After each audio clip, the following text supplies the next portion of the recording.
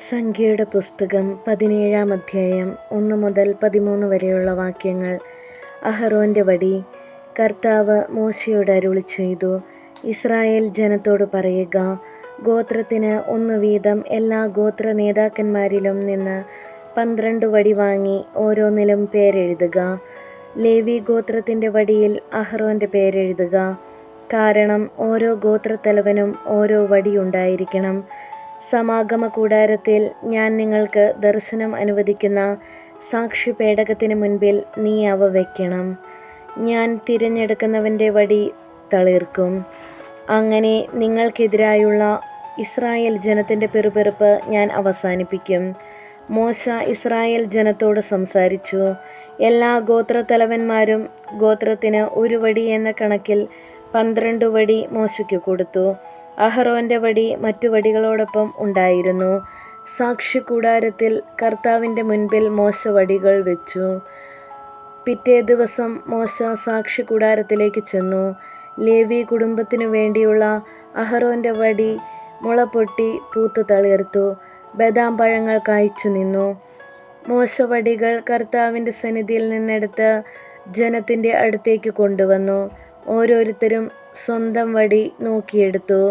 കർത്താവ് മോശയോട് അരുളിച്ചെയ്തു, അവരുടെ പിറുപിറുപ്പ് അവസാനിപ്പിക്കുന്നതിനും അവർ മരിക്കാതിരിക്കുന്നതിനും കലഹക്കാർക്ക് ഒരടയാളമായി സൂക്ഷിക്കുന്നതിനും വേണ്ടി അഹറോന്റെ വടി സാക്ഷ്യപേടകത്തിന് മുൻപിൽ വയ്ക്കുക. മോശ അപ്രകാരം ചെയ്തു. കർത്താവ് കൽപ്പിച്ചതുപോലെ അവൻ പ്രവർത്തിച്ചു.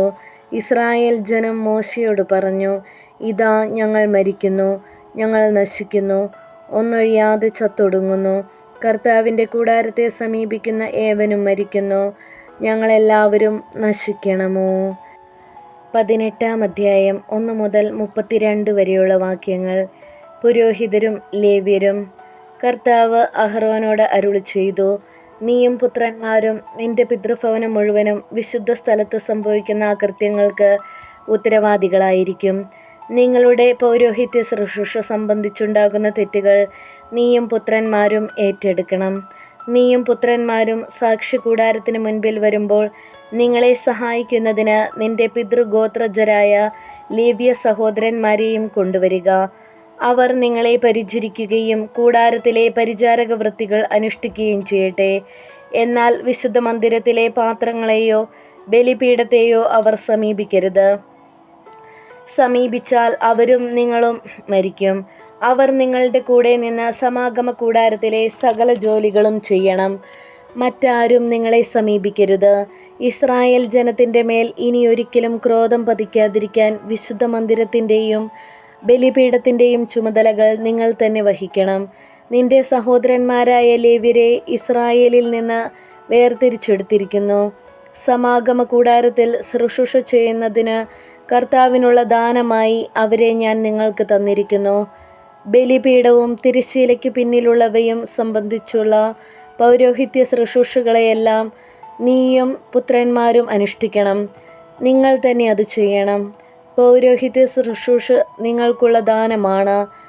മറ്റാരെങ്കിലും അതിന് തുനിഞ്ഞാൽ അവൻ മരണശിക്ഷ അനുഭവിക്കണം.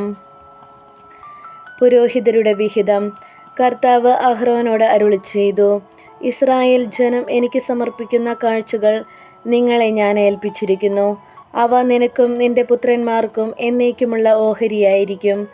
ബലിപീഠത്തിലെ അഗ്നിയിൽ ദഹിപ്പിക്കാതെ മാറ്റിവെക്കുന്ന അതിവിശുദ്ധ വസ്തുക്കളിൽ അവർ എനിക്കർപ്പിക്കുന്ന വഴിപാടുകൾ, ധാന്യബലികൾ, പാപപരിഹാര ബലികൾ, പ്രായശ്ചിത്ത ബലികൾ എന്നിവ നിന്റെ ഓഹരിയായിരിക്കും.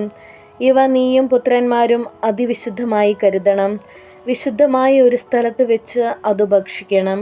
പുരുഷന്മാർക്കെല്ലാം അതിൽ നിന്ന് ഭക്ഷിക്കാം. അത് വിശുദ്ധമാണ്. ഇസ്രായേൽ ജനം നൽകുന്ന സകല നേർച്ച കാഴ്ചകളും അവരുടെ നീരാജനങ്ങളും നിന്റേതായിരിക്കും. ഇവ നിനക്കും പുത്രന്മാർക്കും പുത്രിമാർക്കും ശാശ്വത അവകാശമായി ഞാൻ തന്നിരിക്കുന്നു. നിന്റെ കുടുംബത്തിൽ ശുദ്ധിയുള്ളവർക്കെല്ലാം അതിൽ നിന്ന് ഭക്ഷിക്കാം. ഇസ്രായേലിയർ ആദ്യഫലമായി കർത്താവിന് സമർപ്പിക്കുന്ന ഏറ്റവും വിശിഷ്ടമായ എണ്ണയും വീഞ്ഞും ധാന്യവും ഞാൻ നിനക്ക് നൽകുന്നു. അവർ കർത്താവിന് കൊണ്ടുവരുന്ന തങ്ങളുടെ ദേശത്തെ ആദ്യം പാകമാകുന്ന ഫലങ്ങൾ നിനക്കുള്ളതായിരിക്കും. നിന്റെ കുടുംബത്തിൽ ശുദ്ധിയുള്ളവർക്കെല്ലാം അതിൽ നിന്ന് ഭക്ഷിക്കാം. ഇസ്രായേലിൽ ദൈവത്തിന് പ്രതിഷ്ഠിക്കപ്പെട്ടതൊക്കെയും നിനക്കുള്ളതായിരിക്കും. അവർ കർത്താവിന് സമർപ്പിക്കുന്ന കടിഞ്ഞൂലുകൾ മനുഷ്യൻ്റെയോ മൃഗത്തിൻ്റേതോ ആകട്ടെ നിനക്ക് അവകാശപ്പെട്ടതായിരിക്കും. എന്നാൽ മനുഷ്യരുടെയും അശുദ്ധ മൃഗങ്ങളുടെയും കടിഞ്ഞൂലുകളെ വീണ്ടെടുക്കാൻ അനുവദിക്കണം. 1 മാസം പ്രായമാകുമ്പോഴാണ് അവയെ വീണ്ടെടുക്കേണ്ടത്. അതിനുള്ള തുക 1 ഷെക്കലിന് 20 ഗേര എന്ന വിശുദ്ധ സ്ഥലത്ത് നിലവിലുള്ള നിരക്കനുസരിച്ച് 5 ഷെക്കൽ വെള്ളിയായിരിക്കണം. എന്നാൽ പശു, ചെമ്മരിയാട്, കോലാട് എന്നിവയുടെ കടിഞ്ഞൂലുകളെ വീണ്ടെടുക്കേണ്ടതില്ല. അവ വിശുദ്ധമാണ്. അവയുടെ രക്തം ബലിപീഠത്തിന്മേൽ തളിക്കുകയും കൊഴുപ്പ് കർത്താവിന് സുഗന്ധവാഹിയായ ദഹനബലിയായി അർപ്പിക്കുകയും വേണം. നീരാജനം ചെയ്ത നെഞ്ചും വലത്തേക്കാൽ കുറകും പോലെ അവയുടെ മാംസം നിനക്ക് അവകാശപ്പെട്ടതാണ്. ഇസ്രായേൽ ജനം കർത്താവിന് നീരാജനമായി സമർപ്പിക്കുന്ന വിശുദ്ധ കാഴ്ചകളെല്ലാം നിനക്കും പുത്രന്മാർക്കും പുത്രിമാർക്കും ശാശ്വത അവകാശമായി ഞാൻ നൽകുന്നു. കർത്താവിൻ്റെ സന്നിധിയിൽ നിനക്കും സന്തതികൾക്കും ഇത് എന്നേക്കും നിലനിൽക്കുന്ന അലംഘനീയമായ ഉടമ്പടിയായിരിക്കും. കർത്താവ് അഹ്റോനോട് അരുളി ചെയ്തു, ഇസ്രായേലിൽ നിനക്ക് ഭൂമി അവകാശമായി ലഭിക്കുകയില്ല. അവരെ പോലെ നിനക്ക് ഓഹരിയും ഉണ്ടായിരിക്കുകയില്ല. ഞാനാണ് നിന്റെ അവകാശവും ഓഹരിയും. ലേവ്യരുടെ വിഹിതം. സമാഗമ കൂടാരത്തിൽ ലേവ്യർ ചെയ്യുന്ന ശുശ്രൂഷയ്ക്ക് ഇസ്രായേലിൽ നിന്ന് ലഭിക്കുന്ന ദശാംശമായിരിക്കും പ്രതിഫലം. പാപം ചെയ്തു മരിക്കാതിരിക്കാൻ ഇസ്രായേൽ ജനം മേലിൽ സമാഗമ കൂടാരത്തെ സമീപിക്കരുത്. ലേവ്യർ സമാഗമ കൂടാരത്തിലെ ശുശ്രൂഷകൾ നിർവഹിക്കണം. തങ്ങളുടെ തെറ്റുകളുടെ ഉത്തരവാദിത്വവും അവർ നിർവഹിക്കണം. ഇത് എല്ലാ തലമുറകൾക്കുമുള്ള വ്യവസ്ഥയാണ്. ഇസ്രായേലിൽ അവർക്ക് അവകാശമുണ്ടായിരിക്കുകയില്ല. എന്നാൽ ഇസ്രായേൽ ജനം കർത്താവിന് നീരാജനമായി സമർപ്പിക്കുന്ന ദശാംശം ലേവ്യർക്ക് അവകാശമായി ഞാൻ നൽകിയിരിക്കുന്നു. അതുകൊണ്ടാണ് ഇസ്രായേല്യരുടെ ഇടയിൽ അവർക്ക് അവകാശമുണ്ടായിരിക്കുകയില്ല എന്ന് ഞാൻ വ്യവസ്ഥ ചെയ്തിരിക്കുന്നത്. കർത്താവ് മോശയോട് അരുളി ചെയ്തു, ലേവ്യരെ അറിയിക്കുക, ഇസ്രായേലിൽ നിന്ന് ഞാൻ അവകാശമായി തന്നിരിക്കുന്ന ദശാംശം നിങ്ങൾ വാങ്ങുമ്പോൾ അതിൻ്റെ ദശാംശം കർത്താവിന് നീരാജനമായി സമർപ്പിക്കണം. നിങ്ങളുടെ ഈ കാഴ്ച മെതിക്കളത്തിൽ നിന്നുള്ള ധാന്യം പോലെയും നിറഞ്ഞ ചക്കിൽ നിന്നുള്ള വീഞ്ഞു പോലെയും പരിഗണിക്കപ്പെടും. ഇസ്രായേലിൽ നിന്ന് സ്വീകരിക്കുന്ന ദശാംശങ്ങളിൽ നിന്നെല്ലാം നിങ്ങൾ കർത്താവിന് നീരാജനം അർപ്പിക്കണം. കർത്താവിനുള്ള ഈ കാഴ്ച പുരോഹിതനായ അഹ്റോന് കൊടുക്കണം. നിങ്ങൾക്ക് ലഭിക്കുന്ന കാഴ്ചകളിൽ ഏറ്റവും ശ്രേഷ്ഠവും വിശുദ്ധവുമായതിൽ നിന്ന് കർത്താവിൻ്റെ നീരാജനം അവിടത്തേക്ക് സമർപ്പിക്കണം. ആകയാൽ നീ അവരോട് പറയുക, ഉത്തമ ഭാഗം അർപ്പിച്ചു കഴിഞ്ഞ് ബാക്കിയുള്ളതും ധാന്യവും മുന്തിരിയും പോലെ ലേവ്യർക്കുള്ളതാണ്. സമാഗമ കൂടാരത്തിൽ ചെയ്യുന്ന ജോലികൾക്കുള്ള പ്രതിഫലമാകയാൽ നിങ്ങൾക്കും കുടുംബാംഗങ്ങൾക്കും അത് എവിടെ വെച്ച് വേണമെങ്കിലും ഭക്ഷിക്കാം. ഏറ്റവും നല്ല ഭാഗം നീരാജനം ചെയ്തു കഴിഞ്ഞാൽ പിന്നെ അതു നിമിത്തം നിങ്ങൾക്ക് കുറ്റമുണ്ടാവുകയില്ല. ഇസ്രായേൽ അർപ്പിച്ച വിശുദ്ധ വസ്തുക്കളെ നിങ്ങൾ അശുദ്ധമാക്കുന്നില്ല, അതുകൊണ്ട് നിങ്ങൾ മരിക്കുകയില്ല. 19-ാം അധ്യായം 1 മുതൽ 22 വരെയുള്ള വാക്യങ്ങൾ. ശുദ്ധീകരണ ജലം. കർത്താവ് മോശയോടും അഹ്റോനോടും അരുളി ചെയ്തു, ഞാൻ കൽപ്പിക്കുന്ന അനുഷ്ഠാന വിധി ഇതാണ്. ഊനമില്ലാത്തതും നുകം വയ്ക്കാത്തതുമായ ഒരു ചെമന്ന പശുക്കിടാവിനെ നിങ്ങളുടെ അടുക്കൽ കൊണ്ടുവരാൻ ഇസ്രായേല്യരോട് പറയുക. അതിനെ പുരോഹിതനായ ഏലിയാസറിനെ ഏൽപ്പിക്കണം. പാളയത്തിനു വെളിയിൽ കൊണ്ടുപോയി അവൻ്റെ മുൻപിൽ വെച്ച് അതിനെ കൊല്ലണം. പുരോഹിതനായ ഏലിയാസർ അതിൻ്റെ രക്തത്തിൽ വിരൽ മുക്കി സമാഗമ കൂടാരത്തിൻ്റെ മുൻഭാഗത്ത് 7 പ്രാവശ്യം തളിക്കണം. പശുക്കുട്ടിയെ അവൻ്റെ മുൻപിൽ വെച്ച് ദഹിപ്പിക്കണം. തുകലും മാംസവും രക്തവും ചാണകവും എല്ലാം ദഹിപ്പിക്കണം. ദേവദാരു, ഹിസോപ്പ്, ചെമന്ന നൂൽ ഇവയെടുത്ത് പശുക്കിടാവിനെ ദഹിപ്പിക്കുന്ന അഗ്നിയിലിടണം. പിന്നീട് അവൻ വസ്ത്രങ്ങളലക്കി കുളിച്ച് പാളയത്തിലേക്ക് വരണം. സന്ധ്യ വരെ അവൻ അശുദ്ധനായിരിക്കും. പശുക്കിടാവിനെ ദഹിപ്പിച്ചവനും വസ്ത്രങ്ങൾ അലക്കി കുളിക്കണം. സന്ധ്യ വരെ അവൻ അശുദ്ധനായിരിക്കും. ശുദ്ധിയുള്ള ഒരാൾ പശുക്കിടാവിൻ്റെ ചാരം ശേഖരിച്ച് പാളയത്തിന് പുറത്ത് വൃത്തിയുള്ള ഒരു സ്ഥലത്ത് നിക്ഷേപിക്കണം.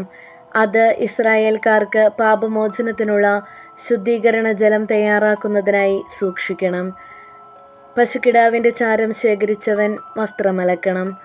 സന്ധ്യ വരെ അവൻ അശുദ്ധനായിരിക്കും. ഇസ്രായേല്യർക്കും അവരുടെ ഇടയിൽ പാർക്കുന്ന പരദേശികൾക്കും ശാശ്വത നിയമമാണിത്. മൃതശരീരത്തെ സ്പർശിക്കുന്നവൻ 7 ദിവസത്തേക്ക് അശുദ്ധനായിരിക്കും. 3-ാം ദിവസവും 7-ാം ദിവസവും ശുദ്ധീകരണ ജലം കൊണ്ട് അവൻ തന്നെ ശുദ്ധനാക്കണം. അപ്പോൾ അവൻ ശുദ്ധനാകും. 3-ാം ദിവസവും 7-ാം ദിവസവും ശുദ്ധികർമ്മം നടത്തിയില്ലെങ്കിൽ അവൻ ശുദ്ധിയുള്ളവനാകില്ല. ശവശരീരം സ്പർശിച്ചിട്ട് തന്നെ ശുദ്ധീകരിക്കാത്തവൻ കർത്താവിൻ്റെ കൂടാരത്തെ അശുദ്ധമാക്കുന്നു. അവനെ ഇസ്രായേലിൽ നിന്ന് വിച്ഛേദിക്കണം. ശുദ്ധീകരണ ജലം തൻ്റെ മേൽ തളിക്കാത്തതുകൊണ്ട് അവൻ അശുദ്ധനാണ്. അവനിൽ അശുദ്ധി നിലനിൽക്കുന്നു. കൂടാരത്തിനുള്ളിൽ വെച്ച് ആരെങ്കിലും മരിച്ചാൽ അതേക്കുറിച്ചുള്ള നിയമം ഇതാണ്. കൂടാരത്തിൽ പ്രവേശിക്കുന്നവനും കൂടാരത്തിലുള്ളവനും 7 ദിവസത്തേക്ക് അശുദ്ധരായിരിക്കും. തുറന്നു വച്ചിരിക്കുന്ന പാത്രങ്ങളെല്ലാം അശുദ്ധമാകും. വാളിനിരയായവനോ ശവശരീരത്തെയോ മനുഷ്യാസ്ഥിയെയോ ശവക്കുഴിയെയോ വെളിയിൽ വെച്ച് സ്പർശിക്കുന്നവൻ 7 ദിവസത്തേക്ക് അശുദ്ധനായിരിക്കും. അശുദ്ധനായവനു വേണ്ടി പാപപരിഹാര ബലിയിൽ നിന്ന് ചാരമെടുത്ത് ഒരു പാത്രത്തിലിട്ട് അതിൽ ഒഴുക്കുനീർ കലർത്തണം. പിന്നീട് ശുദ്ധിയുള്ള ഒരാൾ ഹിസോപ്പ് എടുത്ത് ആ വെള്ളത്തിൽ മുക്കി കൂടാരം, ഉപകരണങ്ങൾ എന്നിവയുടെ മേലും അവിടെയുള്ള ആളുകൾ അസ്ഥിയെയോ കൊല്ലപ്പെട്ടവനെയോ ശവശരീരത്തെയോ ശവക്കുഴിയെയോ സ്പർശിച്ചവർ തുടങ്ങിയ എല്ലാവരുടെയും മേലും തളിക്കണം. ശുദ്ധിയുള്ളവൻ അശുദ്ധനായവൻ്റെ മേൽ ഇപ്രകാരം 3-ാം ദിവസവും 7-ാം ദിവസവും തളിക്കണം. 7-ാം ദിവസം അവൻ വസ്ത്രമലക്കി കുളിച്ച് തന്നെ ശുദ്ധീകരിക്കണം. അന്നു സായാഹ്നം മുതൽ അവൻ ശുദ്ധനായിരിക്കും. അശുദ്ധനായി കഴിഞ്ഞിട്ട് ശുദ്ധി നേടാത്ത വ്യക്തിയെ കർത്താവിൻ്റെ വിശുദ്ധ സ്ഥലം അശുദ്ധമാക്കിയതിനാൽ സമൂഹത്തിൽ നിന്ന് പുറന്തള്ളണം. ശുദ്ധീകരണ ജലം തളിക്കാത്തതുകൊണ്ട് അവൻ അശുദ്ധനാണ്. ഇത് ശാശ്വത നിയമമാണ്. ശുദ്ധീകരണ ജലം തളിക്കുന്നവൻ തൻ്റെ വസ്ത്രം കഴുകണം. ആ ജലം തൊടുന്നവൻ സായാഹ്നം വരെ അശുദ്ധനായിരിക്കും. അശുദ്ധൻ സ്പർശിക്കുന്നതെന്തും അശുദ്ധമായി തീരും. അശുദ്ധമായി തീർന്നതിനെ സ്പർശിക്കുന്നവനും സായാഹ്നം വരെ അശുദ്ധനായിരിക്കും. 20-ാം അധ്യായം. പാറയിൽ നിന്ന് ജലം. ഇസ്രായേൽ ജനം 1-ാം മാസത്തിൽ സിൻ മരുഭൂമിയിലെത്തി. അവർ കാദേശിൽ താമസിച്ചു. അവിടെ വച്ച് മിരിയാം മരിച്ചു. അവളെ അവിടെ സംസ്കരിച്ചു. അവിടെ ജനത്തിന് വെള്ളം ലഭിച്ചില്ല. അവർ മോശയ്ക്കും അഹ്റോനുമെതിരെ ഒരുമിച്ച് കൂടി.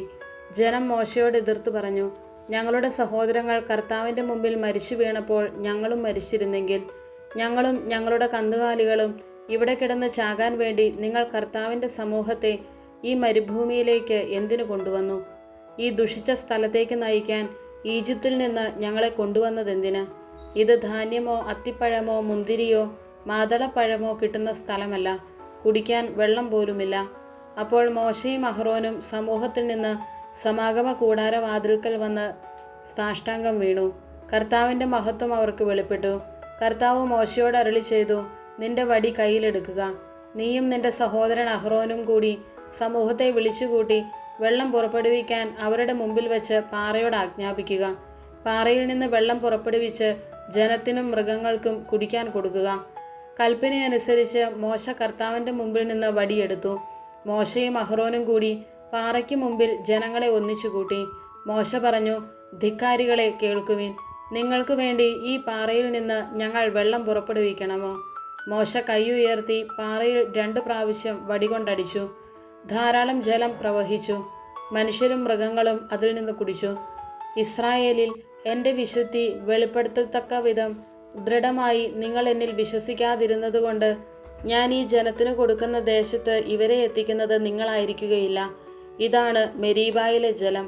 ഇവിടെ വച്ചാണ് ഇസ്രായേല്യർ കർത്താവിനോട് മത്സരിക്കുകയും അവിടുന്ന് തൻ്റെ പരിശുദ്ധിയെ അവർക്ക് വെളിപ്പെടുത്തുകയും ചെയ്തത്. ഏദോം തടസ്സം നിൽക്കുന്നു. മോശ കാദേശിൽ നിന്ന് ദൂതന്മാരെ അയച്ച് ഏദോം രാജാവിനോട് പറഞ്ഞു, നിന്റെ സഹോദരനായ ഇസ്രായേൽ അറിയിക്കുന്നു, ഞങ്ങൾക്കുണ്ടായ കഷ്ടതകളെല്ലാം നീ അറിയുന്നുവല്ലോ. ഞങ്ങളുടെ പിതാക്കന്മാർ ഈജിപ്തിലേക്ക് പോയതും ദീർഘകാലം അവിടെ ജീവിച്ചതും ഈജിപ്തുകാർ ഞങ്ങളുടെ പിതാക്കന്മാരോടും ഞങ്ങളോടും ക്രൂരമായി പ്രവർത്തിച്ചതുമെല്ലാം നിനക്കറിയാം. അപ്പോൾ ഞങ്ങൾ കർത്താവിനോട് പ്രാർത്ഥിച്ചു. അവിടുന്ന് ഞങ്ങളുടെ സ്വരം ശ്രവിച്ചു. തൻ്റെ ദൂതനെ അയച്ച് ഈജിപ്തിൽ നിന്ന് ഞങ്ങളെ കൊണ്ടുപോന്നു. ഇപ്പോൾ ഞങ്ങൾ ഇവിടെ നിങ്ങളുടെ അതിർത്തിയിലുള്ള കാദഷ് നഗരത്തിലെത്തിയിരിക്കുന്നു. നിങ്ങളുടെ ദേശത്തിലൂടെ കടന്നു പോകാൻ ഞങ്ങളെ അനുവദിക്കണം. വയലുകളിലോ മുന്തിരിത്തോട്ടങ്ങളിലോ ഞങ്ങൾ പ്രവേശിക്കുകയില്ല. നിങ്ങളുടെ കിണറ്റിലെ വെള്ളം കുടിക്കുകയില്ല.